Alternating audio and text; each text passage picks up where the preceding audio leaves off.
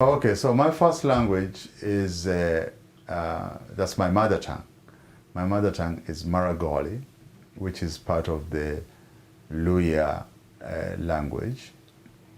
And the second one that I had to learn is Swahili, which is the national language for Kenya.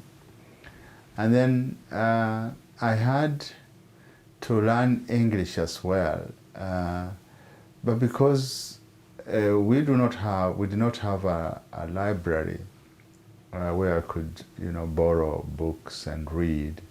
I really liked to read books, in my formative years, but there were no books. I then decided to just go borrowing from anyone who had a book. And one of my former teachers had a book by Chinua Achebe called Things Fall Apart. And that was the very first novel that I ever read in English. In fact, any book that I ever read was Things Fall Apart by Chinua Achebe. And that is a book that has remained with me. It is a book that I read several times. And I was actually reading it with a dictionary, trying to understand the words, and it took me long. But I got to know it, and then I was able to go share about it with students in schools, and I would talk about the characters in the book and teach about it, and now in my own mother tongue, because I had understood exactly who they were. So that is how I really got to know English the way I do.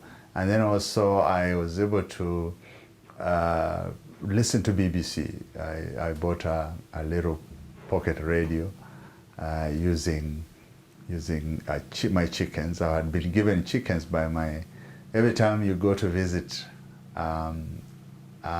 relatives, like my aunts, I would go to visit them and they would give me a chicken. So I'd come and, keep it home, and this chicken would lay eggs, and those eggs would hatch into chicks, and those chicks would grow into big chickens, and then I would sell them. And one of those several I sold and was able to buy a radio and batteries, and so I would listen to BBC all the time, and that is how I really developed my English when I was, in my teens.